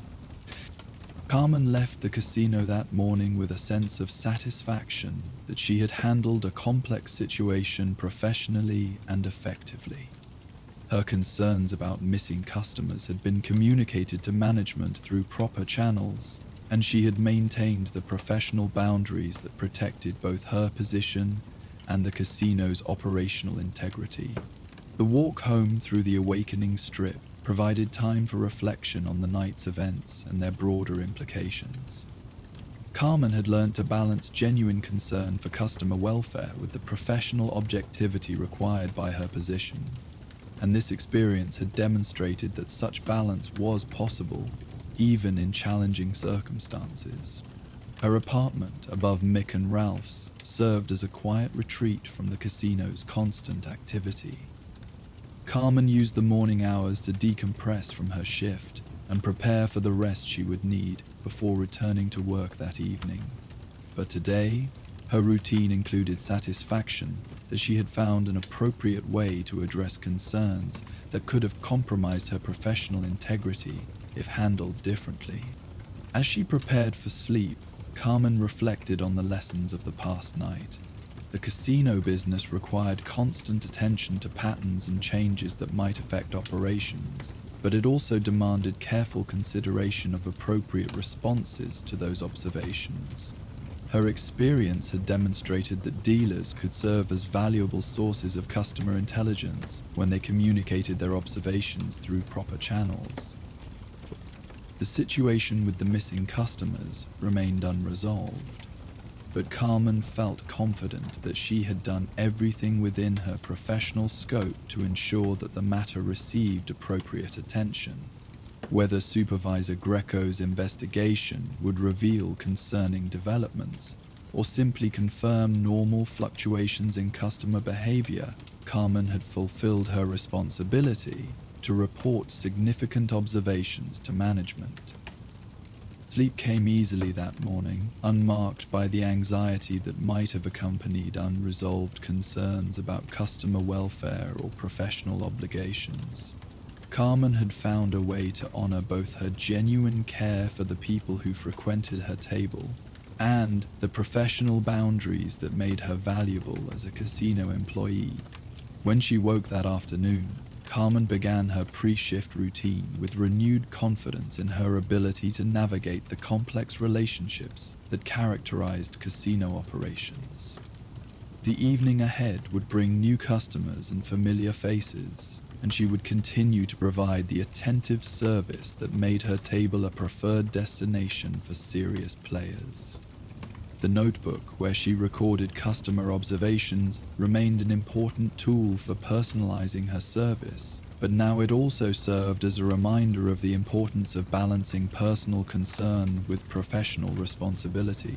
Carmen had learned that caring about customer welfare didn't require inappropriate involvement in their personal affairs, and that professional boundaries existed to protect everyone involved in casino operations. As she prepared to return to the Tops for another graveyard shift, Carmen felt prepared to continue serving her customers with the combination of professional skill and genuine interest that had made her successful. The missing regulars might never return, but new customers would take their places, each bringing their own stories and needs to her table. The evening shift began, as always, with careful preparation and equipment checks, but Carmen approached her work with enhanced awareness of her role as both a professional dealer and an informal observer of customer patterns. Her conversation with Supervisor Greco had validated the value of her observations while reinforcing the importance of communicating concerns through appropriate channels. Tommy arrived early in the evening with news that added another dimension to the pattern Carmen had been tracking. "You remember Frank Morrison, the accountant who used to play here every Tuesday and Friday?" Carmen nodded, maintaining her professional composure while anticipating what Tommy might reveal. "I ran into his neighbor yesterday. Turns out Frank moved out of his apartment 2 weeks ago, packed up everything and left town without telling anyone where he was going. His neighbor said it seemed really sudden, like he was in a hurry to leave. This information provided concrete evidence that at least one of the missing customers had left New Vegas entirely, rather than simply changing their gambling habits. Frank's hasty departure suggested circumstances that went beyond normal life changes or financial difficulties. Carmen accepted this information with appropriate professional detachment, while mentally noting its significance. Tommy's report would be included in her ongoing documentation of customer patterns, adding to the foundation of factual observations that might prove useful for management's investigation. The night continued with steady play and familiar conversations, but Carmen remained alert for additional information about missing customers or changes in the casino's social dynamics. Her approach to the situation had evolved from personal concern to professional vigilance, a shift that allowed her to continue gathering useful intelligence while maintaining appropriate boundaries. As the graveyard shift progressed toward dawn, Carmen reflected on how the past week had changed her understanding of her role at the Tops. She remained committed to providing excellent customer service and maintaining genuine interest in her regular players, but she now understood that such commitment could be expressed through professional channels rather than personal involvement. The balance she had achieved between caring and professionalism felt sustainable in a way that more direct involvement would not have been. Carmen could continue to observe customer patterns, document significant changes, and communicate concerns to management without compromising her position or exposing herself to situations beyond her expertise to handle. When her shift ended the next morning, Carmen completed her routine tasks with the satisfaction of someone who had found an appropriate way to express professional values. The documentation she maintained would continue to serve both customer service and operational intelligence purposes, and her relationship with Supervisor Greco provided a reliable channel for communicating significant observations. The pattern of customer disappearances remained a concern, but it was now a concern being addressed through proper channels by people with the authority and resources to investigate effectively. Carmen's role was to continue providing excellent service to her remaining customers while maintaining awareness of changes that might require management attention. As she walked home through the Strip's morning transformation, Carmen felt confident that she had found a sustainable approach to the ethical challenges that characterized casino work. The balance between personal concern and professional boundaries was delicate but achievable, and her experience had demonstrated that caring about customer welfare was compatible with maintaining professional integrity. The morning sun painted the casino buildings in soft light as dealers, servers, and security personnel changed shifts around her. Carmen was part of this community of professionals who kept the Strip functioning through careful attention to their responsibilities and appropriate communication with management when situations required higher-level attention. Her apartment welcomed her with the quiet comfort that marked the end of another successful shift, another night of professional service that had honored both her personal values and her professional obligations. the notebook of customer observations would continue to grow, each entry representing her commitment to personalized service within appropriate boundaries. Sleep came peacefully, accompanied by the satisfaction of work well done and challenges appropriately managed. Carmen had proven to herself that professional excellence and personal integrity could coexist in the complex environment of casino operations, and that balance would sustain her through whatever changes the future might bring to her table and her customers. As Carmen settles into sleep after another night of careful observation and professional discretion, across the strip in the Ultralux's elegant lounge, another performer prepares for the evening that will test her own balance between artistry and commerce. Sophia adjusts her sheet music and prepares to sing for an audience that sees entertainment as just another transaction. Join us next for the entertainer's encore. Sophia Castellani stood before the mirror in her Ultralux dressing room, applying the final touches to her evening makeup with practiced precision.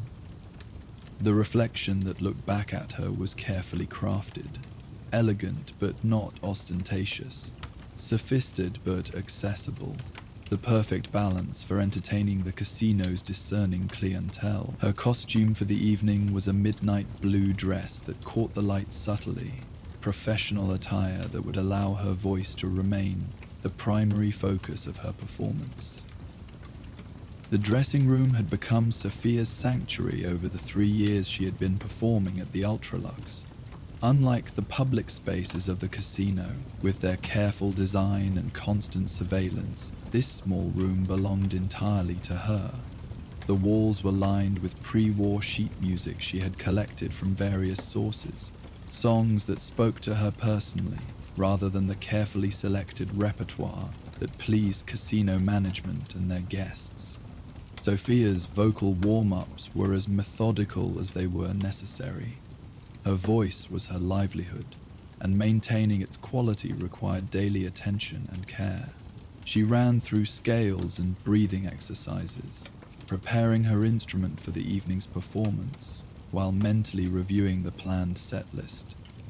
Tonight's selection was the standard mix of sophisticated jazz standards and contemporary pieces that had proven popular with the Ultralux clientele. The official performance would last 90 minutes, from 8:30 until 10 o'clock, positioned to provide background ambience for dinner service while avoiding conflict with the casino's peak gaming hours. Sophia understood her role in the Ultralux carefully orchestrated atmosphere. She was part of the entertainment package that justified the casino's premium pricing, but not the primary draw that brought customers to the building. At precisely 8:15, Sophia made her way through the casino's service corridors toward the main lounge. These backstage passages allowed performers and staff to move through the building without disturbing the carefully maintained atmosphere of the public areas. The contrast between the utilitarian service spaces and the luxurious customer areas never failed to remind Sophia of the deliberate artifice that characterized strip entertainment. The Ultralux's main lounge embodied the casino's commitment to sophisticated atmosphere.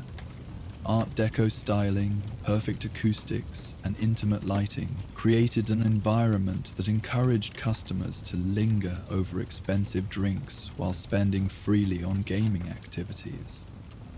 Sophia's performance space was positioned to be visible from throughout the lounge without dominating the room's social dynamics.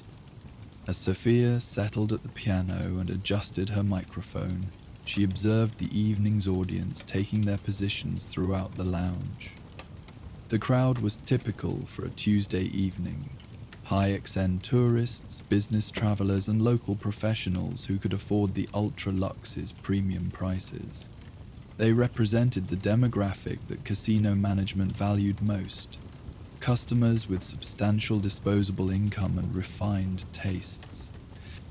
Sophia began her set with Blue Moon, a pre-war standard that established the evening's sophisticated tone while remaining familiar enough to please the audience. Her voice filled the lounge with warm professional polish, providing elegant background music that enhanced conversation without demanding attention. The performance was technically excellent, but emotionally restrained, calibrated to please without challenging or surprising the audience. The repertoire continued with carefully selected pieces that balanced familiarity with sophistication. Summertime showcased Sophia's vocal range while remaining within the comfort zone of customers who preferred predictable entertainment. The Way You Look Tonight provided romantic atmosphere for couples sharing intimate dinners. Each song served its purpose in maintaining the ultra-luxe, carefully crafted ambient. But as Sophia performed these professional selections, her attention was already turning toward the evening's second act, the informal performance that would follow her official duties. This was the show that mattered to her personally, when she could sing for an audience that listened rather than simply consuming her voice as background enhancement to their expensive evening. The official performance proceeded smoothly, drawing the polite appreciation that Sophia had learnt to expect from ultra-luxe audiences. Applause was restrained and appropriate, tips were generous but impersonal, and requests were limited to songs that fit within the established atmospheric framework. The audience treated her with the respectful distance that characterized their interactions with all casino staff. Professional acknowledgement without personal connection. As 10 o'clock approached, Sophia concluded her official set with At Last, a song that provided satisfying closure while allowing the lounge to transition smoothly into its post-dinner configuration. The audience dispersed gradually, some moving to the gaming areas, others retiring to their rooms, a few lingering over drinks and conversation in the lounge's comfortable seating areas. Sophia remained at the piano as the lounge's atmosphere shifted from formal entertainment to relaxed social space. This transition period was crucial. It determined whether her second audience would materialize or whether the evening would end with her official performance. She began playing soft instrumental pieces, music that served as a signal to the casino employees who might be interested in staying for her unofficial encore. The first to arrive was old Pete, a maintenance worker whose official duties had ended an hour earlier, but who often remained in the casino to listen to Sophia's aftermaths music. Pete had worked in Las Vegas before the war and possessed memories of the city's entertainment golden age that predated the current casino family's control. His presence at Sophia's informal performances provided historical context that enriched her understanding of the songs she chose to sing. "Evening, Miss Sophia," Pete said as he settled into a chair near the piano. "Hope you're planning to share some of the real music tonight." Sophia smiled genuinely for the first time all evening. "I was hoping you'd stop by, Pete. I found a new arrangement of Ain't She Sweet that I think you'll recognize." Pete's eyes lit with interest. Unlike the polite attention she received during official performances, Pete's appreciation was personal and informed. He understood the historical significance of the pre-war standards that Sophia collected, and his feedback helped her develop interpretations that honored the song's original context while making them relevant to contemporary audiences. Other employees began arriving as word spread through the casino's informal communication network. Maria Santos, a cocktail waitress whose shift had ended, took a seat near the piano. James Wong, a security guard on break, positioned himself where he could continue monitoring the lounge while enjoying the music. Sarah Mitchell, a dealer between shifts, found a comfortable chair and prepared to listen. This audience was fundamentally different from the one Sophia had entertained during her official performance. These listeners came voluntarily, seeking musical experience rather than atmospheric enhancement. They paid attention to lyrics, appreciated vocal technique, and understood the emotional content that Sophia could express more freely in this informal setting. Sophia began her second set with "I'll See You in My Dreams," a song that carried deeper meaning than the polished standards of her official repertoire. Her voice took on qualities that she carefully controlled during paid performances: vulnerability, longing, and authentic emotion that created genuine connection with her listeners.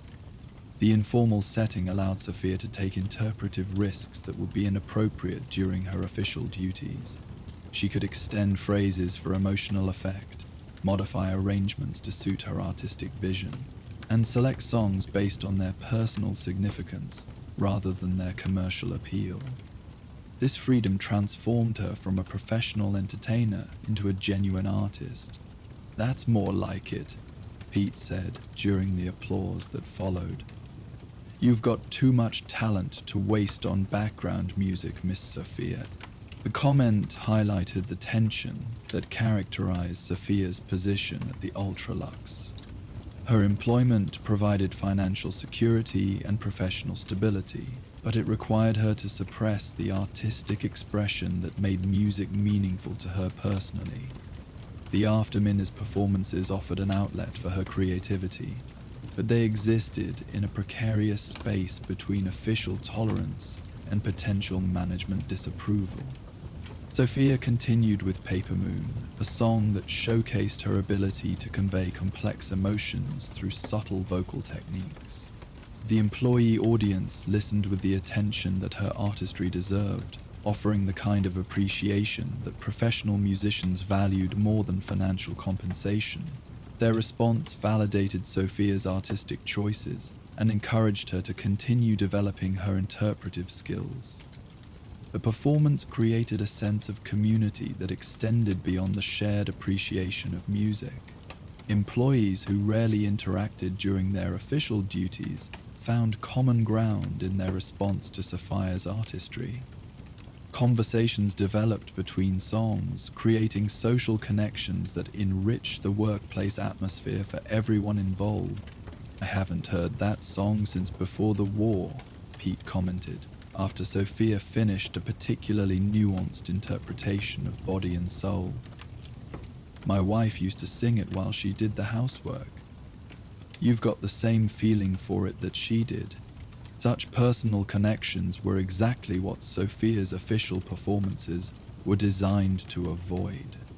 Casino management preferred entertainment that created atmosphere without generating emotional involvement, maintaining the professional distance that allowed customers to focus on gambling activities. But for Sophia, these personal connections represented the essence of what made music worthwhile. As the evening progressed, Sophia's informal audience grew. Word had spread through the employee network that she was performing her real music, and staff members found reasons to pass through the lounge during their breaks or after completing their duties. The gathering remained small and discreet, but it represented a significant portion of the Ultralux's night shift personnel. Manager Castellano appeared at the edge of the lounge area at approximately 11:30, observing the informal gathering with the careful attention that characterized his approach to employee management. Sophia noticed his presence, but continued her performance, understanding that acknowledging his observation might disrupt the delicate balance that allowed these gatherings to continue. Castellano's expression was neutral but evaluative, clearly assessing the situation's implications for casino operations. The gathering wasn't violating any specific policies, but it represented the kind of informal employee activity that management typically preferred to discourage. Employees who formed social connections outside official channels might develop loyalties that competed with their professional obligation. After observing for several minutes, Castellano approached Sophia's piano, his manner diplomatic but purposeful. "Miss Castellani, might I speak with you briefly?" Sophia concluded her current song and stepped away from the piano, following Castellano to a location where they could speak privately without disturbing the employee audience. The conversation that followed would determine whether her after-minutes performances could continue, or whether they would become another casualty of casino operational priorities. "I've been observing your informal performances," Castellano began, his tone carefully neutral. "While I appreciate your dedication to your craft, I'm concerned about the impact these gatherings might have on employee productivity and professional focus." Sophia had anticipated this conversation and had prepared her response carefully. "I understand your concerns, Mr. Castellano. These gatherings are voluntary and occur entirely during off-duty hours. I believe they actually enhance employee morale and workplace satisfaction." Castellano nodded thoughtfully. "That may be true, but I'm also concerned about the precedent they set. If we allow informal gatherings for entertainment purposes, other employees might expect similar accommodations for their personal interests. Managing such exceptions could become problematic." The conversation represented a fundamental conflict between institutional efficiency and human needs that characterized many workplace situations. Castellano wasn't unsympathetic to Sophia's artistic interests or the employee's desire for meaningful social interaction, but his primary responsibility was maintaining operational discipline and preventing complications that might affect casino performance. "I appreciate the value these performances provide," Castellano continued, "but I need to consider the broader implications for employee management and casino operations. I'm going to have to ask you to discontinue these informal gatherings." Sophia felt a familiar disappointment at this decision, but she also understood Castellano's position and the institutional pressures that influenced his judgment. "I understand your concerns, Mr. Castellano. I'll comply with your decision, of course." Castellano's response reflected his genuine respect for Sophia's professionalism and his recognition of the difficult position his decision created for her. "I want you to know that this decision isn't a reflection on your performance or professionalism. Your official shows are excellent, and you're a valued member of our entertainment staff." The conversation concluded with mutual understanding, but also with the recognition that Sophia's most meaningful musical outlet was being eliminated for reasons that had nothing to do with its artistic or social value. As she returned to the piano to inform her audience about the management decision, Sophia felt the familiar weight of choosing between artistic fulfillment and professional security. "I'm afraid tonight will be our last informal gathering," she announced to the assembled employees. "Management has decided that these sessions need to be discontinued." The disappointment was visible on the faces of her regular listeners. Old Pete shook his head sadly, while Maria exchanged concerned glances with other staff members. The sense of community that had developed around Sophia's music would be lost. Another casualty of institutional priorities that valued efficiency over human connection. "That's a real shame, Miss Sophia," Pete said. "These evenings have been the highlight of many people's work week." Sophia performed 2 final songs for her employee audience, choosing pieces that expressed both gratitude for their support and regret about the circumstances that were ending their shared musical experience. "I'll Be Seeing You" and "Thanks for the Memory" provided appropriate closure while acknowledging the loss that everyone present was experiencing. As the informal audience dispersed, Sophia felt the isolation that had characterized her position before discovering this outlet for authentic artistic expression. The official performances would continue providing professional satisfaction and financial security, but the meaningful connection with appreciative listeners would be lost. But as she prepared to pack up her sheet music and return to her dressing room, Sophia began considering alternative approaches that might preserve the essential elements of what was being lost. The formal gatherings were being discontinued, but perhaps there were other ways to maintain musical community among interested employees. Over the following days, Sophia explored creative solutions that might satisfy management concerns while preserving opportunities for authentic musical expression. She approached individual employees during their breaks, offering brief informal performances in locations that wouldn't create the appearance of organized gatherings. She also investigated the possibility of incorporating more meaningful repertoire into her official performances, selecting songs that could provide artistic satisfaction within the constraints of casino entertainment. The response from employees was enthusiastic but necessarily discreet. Staff members found reasons to spend their break time near locations where Sophia might be practicing or preparing for her official performances. Conversations about music developed naturally during routine workplace interactions, creating an informal network of appreciation that didn't require formal gatherings.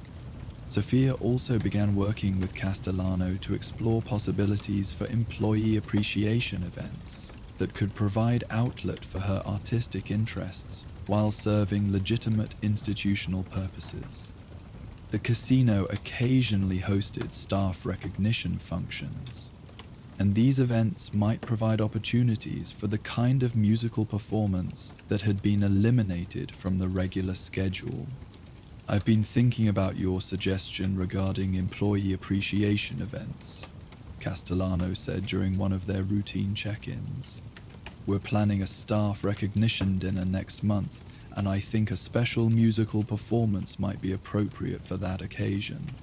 His development provided Sophia with hope that her artistic needs and management's operational requirements might be reconciled through creative compromise. The employee appreciation performance wouldn't replace the regular informal gatherings, but it would provide periodic opportunities for the kind of meaningful musical expression that sustained her commitment to her craft. The weeks following the elimination of informal gatherings tested Sophia's ability to find satisfaction within the constraints of her official position. Her evening performances continued to receive professional appreciation from Ultralux customers, but the absence of a genuinely engaged audience made her work feel mechanical and emotionally unrewarding. But Sophia gradually discovered that authentic artistic expression could find outlets even within highly constrained circumstances. She began incorporating subtle interpretive elements into her official performances, modifications that enhanced the emotional content of familiar songs without departing from the atmospheric requirements of casino entertainment. Attentive listeners among the casino customers began to notice and appreciate these enhanced performances. Several regulars started timing their visits to coincide with Sophia's sets, and their appreciation provided some of the artistic validation that the employee gatherings had previously supplied. I've been coming to the Ultralux for years, but your performances have gotten even better lately, one customer mentioned after a particularly moving rendition of The Nearness of You. There's something different about how you interpret these songs now. Such comments suggested that Sophia's artistic development was finding expression despite institutional constraints. The challenge of working within limited parameters had forced her to develop subtlety and nuance that enhanced her overall skill as a performer.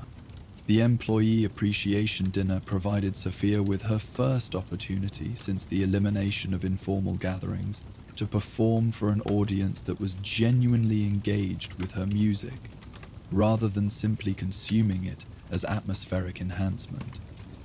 The event was held in the Ultralux's private dining room, creating an intimate setting that encouraged personal connection between performer and audience. Sophia selected repertoire that balanced entertainment value with artistic substance, choosing songs that could provide meaningful emotional experience while remaining appropriate for a corporate function. Her performance of What a Wonderful World created the kind of shared moment that she had missed during the weeks of purely professional performances. The response from the employee audience was overwhelmingly positive, validating Sophia's belief that there was substantial demand for authentic musical experience among casino staff. Several employees approached her after the performance to express appreciation and to request that similar events be scheduled regularly. Castellano observed the positive response to Sophia's performance with evident satisfaction. The employee recognition dinner had served its intended purpose of boosting morale and demonstrating management's appreciation for staff contributions, and Sophia's musical contribution had been instrumental in achieving those goals. That was exactly what I was hoping for, Castellano told Sophia after the event. Your performance created the kind of atmosphere that makes employees feel valued and connected to their workplace. I think we should make these musical performances a regular feature of our employee recognition programs. This development provided Sophia with the sustainable outlet for artistic expression that she had been seeking. While the regular informal gatherings couldn't be restored, the periodic employee appreciation performances would provide opportunities for meaningful musical connection while serving legitimate institutional purposes. Sophia's evening routine gradually adapted to accommodate the new reality of her position at the Ultralux. Her official performances continued to provide professional satisfaction and financial security, but they were now supplemented by periodic opportunities for the kind of artistic expression that made her work personally meaningful. The employee community that had developed around her music found new ways to maintain their shared appreciation despite the absence of regular formal gatherings.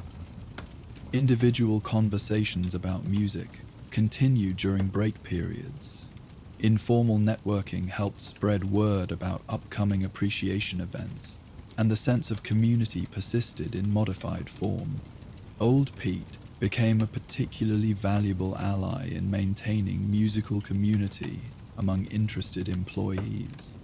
His knowledge of pre-war Las Vegas entertainment provided context that enriched everyone's appreciation of Sophia's repertoire, and his enthusiasm helped sustain interest in music among staff members who might otherwise have lost touch with their artistic interests. "You've handled this situation really well, Miss Sophia," Pete commented during one of their brief conversations in the employee break room. "Finding ways to keep the music alive even when the circumstances changed. That takes real dedication to your art." Such recognition from appreciated colleagues provided Sophia with the personal validation that sustained her commitment to developing her craft within institutional constraints. The challenge of working within limitations had actually enhanced her artistic skills by forcing her to discover subtlety and nuance that might not have developed under more permissive circumstances. As winter gave way to spring in the Mojave, Sophia's position at the Ultralux had evolved into something that balanced her artistic needs with professional stability more effectively than her original arrangement. The periodic employee appreciation performances provided regular outlets for meaningful musical expression, while her enhanced official performances attracted increasing appreciation from casino customers. The experience had taught Sophia valuable lessons about finding authentic expression within commercial constraints. Rather than viewing institutional limitations as obstacles to artistic development, she had learned to see them as parameters that could focus and refine her creative choices. The discipline required to work within such constraints had actually improved her overall effectiveness as a performer. Sophia's evening routine now included time for developing repertoire that could serve dual purposes, providing artistic satisfaction while meeting institutional requirements. She collected and arranged songs that could work effectively in both official and appreciation event contexts, building a flexible repertoire that maximized her opportunities for meaningful performance. The Ultralux Lounge continued to provide the setting for Sophia's official performances, but the space now held additional meaning as the location where she had learned to balance artistic integrity with professional responsibility. Every evening performance was an opportunity to practice the subtle interpretive skills that had developed through working within institutional constraints. As she prepared for another evening's performance, Sophia reflected on how the challenges of the past months had actually strengthened her commitment to her musical career. The threat of losing her primary outlet for artistic expression had forced her to discover new approaches to creative fulfillment, approaches that were ultimately more sustainable and professionally integrated than the informal gatherings had been. The audience that gathered in the Ultralux's lounge for her evening performance represented the same demographic that attended every night. Affluent customers seeking sophisticated entertainment as part of their casino experience, but Sophia now approached this audience with enhanced understanding of how to provide both atmospheric enhancement and genuine artistic value within the same performance. Her opening song, Sophisticated Lady, established the evening's tone while showcasing the interpretive subtlety that had become her trademark.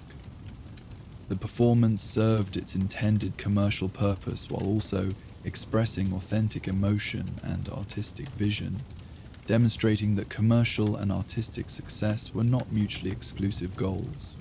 As the evening progressed through its familiar rhythm of songs, conversations, and atmospheric enhancement, Sophia found satisfaction in the knowledge that she had successfully adapted to challenging circumstances while preserving the essential elements that made her work personally meaningful.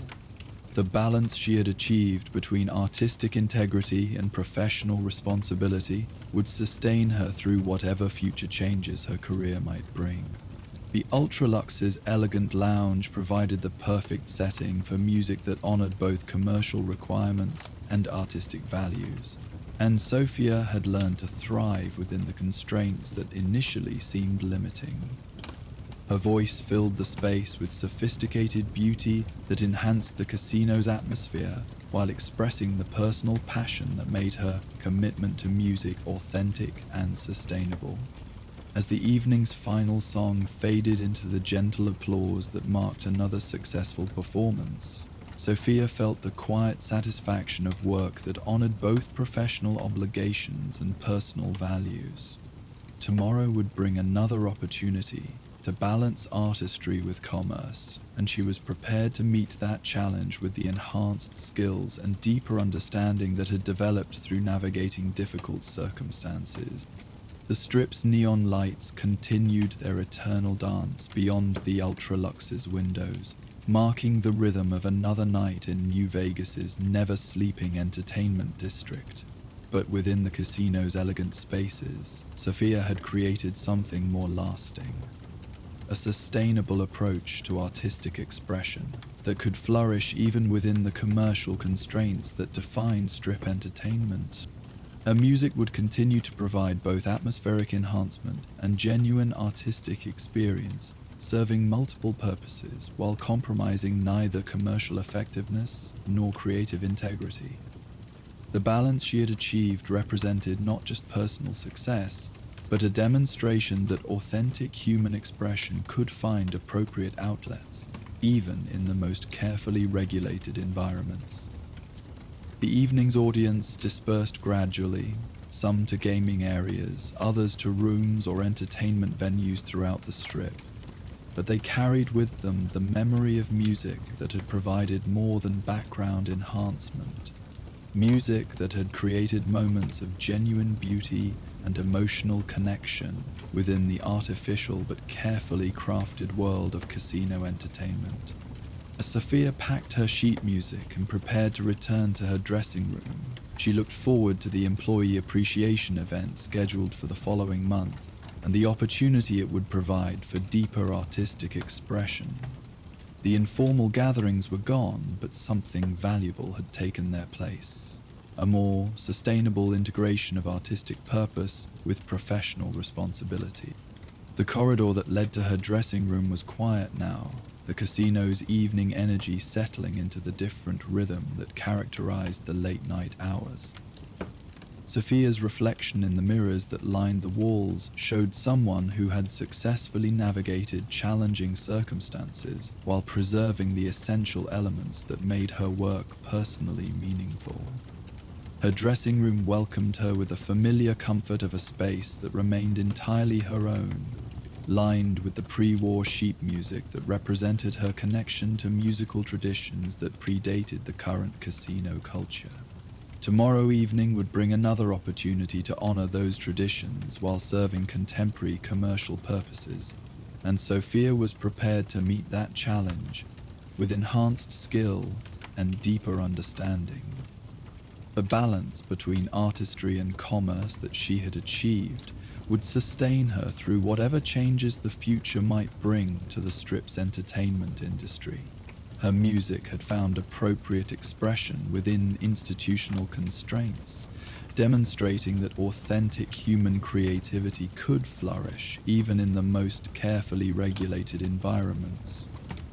As Sophia settled into the quiet routine that marked the end of another working day, she carried with her the satisfaction of challenges met and obstacles overcome through creativity, persistence, and professional growth. The Strip's eternal rhythm continued beyond her windows, but within her personal space she had created something lasting, a sustainable approach to artistic expression that honored both commercial reality and creative integrity. Thanks for wandering the wasteland with me tonight. If these stories helped you relax, don't forget to like, subscribe, and share your thoughts in the comments. For uninterrupted sleep, these videos play straight through without ads, letting the sounds of the wasteland guide you all night long. If you want more, check out our Patreon for early access and exclusive Spotify playlists. Link in the description. Sleep well, fellow vault dwellers. May your dreams be peaceful and your nights raid-free. Good night.